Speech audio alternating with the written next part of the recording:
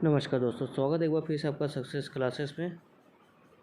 आज हम जो है कि अपना सोशियोलॉजी के एक नया टॉपिक देखेंगे जिसमें है समाजशास्त्र और राजनीति विज्ञान। हम इसमें देखेंगे समाजशास्त्र कैसे राजनीति विज्ञान से समानताएं रखता है, वह कैसे ये जो कि इससे असमानताएं भी रखता है, कैसे दोनों सब्जेक्ट जो कि मिलते जुलते एक दूसरे से और कैसे एक दूसरे से डिफरेंट भी है।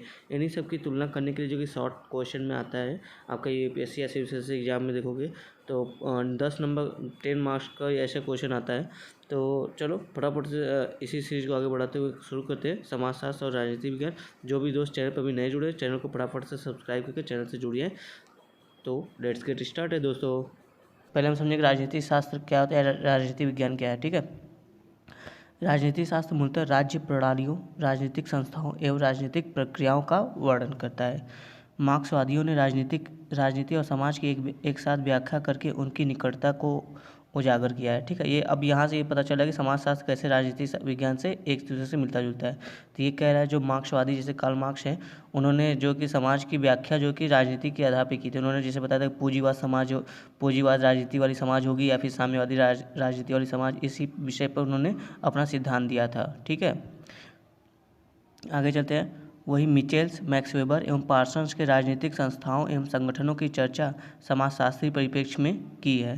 समाजशास्त्र एवं राजनीतिक दल, राजनीतिक सहभागिता, पंचायती राज, लोकतांत्रिक प्रक्रिया, शक्ति और सत्ता, दबाव समूह, प्रशासनिक व्यवस्था आदि का अध्ययन कर राजनीतिक विज्ञान के करीब जा पहुँचा है। जैसे हम लोग देखते हैं दोस्तों, ये सब जो राजनीतिक दल है, राजनीतिक सहभागिता है, शक्ति सत्ता है, पंचायती राज, ये सब जो है कि राजनीति विज्ञान के मुख्य अंग है। ठीक है, तो लेकिन समाजशास्त्र क्या करता है, इनका भी समाज में अध्ययन करता है कि इनका समाज में क्या प्रभाव है, कैसे ये समाज में कार्य करते हैं। तो इसलिए तो अतः हम कह सकते हैं कि ये इनका अध्ययन करके समाजशास्त्र जो है कि राजनीति विज्ञान के करीब जा पहुँचा है। ठीक है, रॉबर्ट डहल, पीटर आर्डगर्ड जैसे राजनीति शास्त्री दबाव समूह का अध्ययन कर समाजशास्त्रियों के अंतर्गत आते हैं।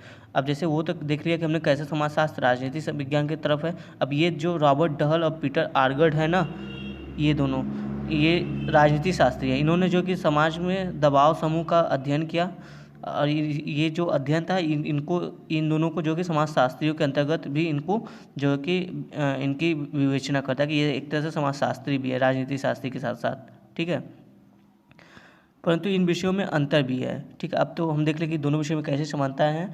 अब देखते हैं इन विषयों में अंतर भी है। जैसे समाजशास्त्र सामाजिक नियंत्रण के सभी पक्षों का अध्ययन करता है। जैसे इसमें आप देख लेते हैं क्या क्या अध्ययन करता है समाजशास्त्र, समाज पक्ष के धर्म का, संस्कृति का, विचार का, सत्ता व शक्ति का, आर्थिक संस्थाएं का। जबकि राजनीतिक शास्त्र केवल उन्हीं नियंत्रणों का अध्ययन करता है जिन्हें राज्य की अभिव्यक्ति के रूप में देखा जा सके, अर्थात जो राज्य के परिभाषा के अंतर्गत आती हो। ठीक है, बस उन्हीं को देखता है और किन्हीं भी पहलू का अध्ययन नहीं करता है। ये मैंने आपको नोट से उठाए हैं कुछ अपना, ये आपको मैं समझाने के थोड़ा सा चार्ट टाइप का है।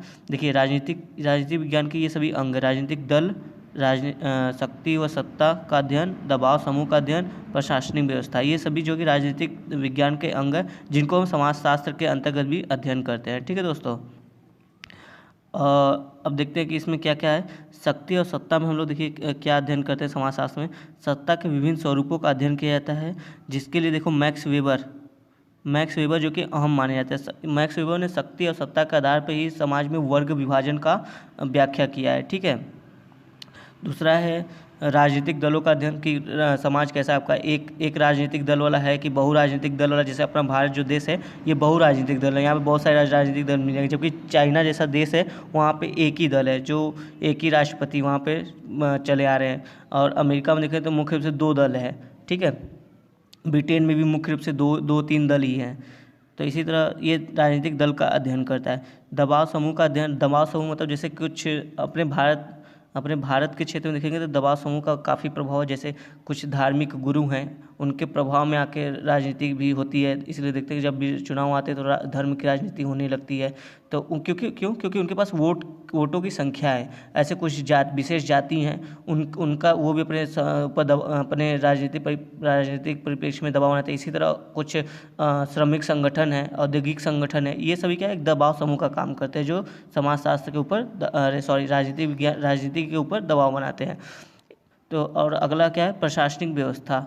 ये जो प्रशासनिक व्यवस्था है इसके अंतर्गत हम लोग नौकरशाही का अध्ययन करते हैं। ठीक है दोस्तों, ये जो नौकरशाही, इसका अध्ययन किया जाता है। यही अध्ययन जो कि समाजशास्त्र में भी किया जाता है, नौकरशाही का। हम लोग मैक्स वेबर ने बड़ा अच्छा इसका विवरण दिया है नौकरशाही के विषय में, आगे हम लोग पढ़ेंगे।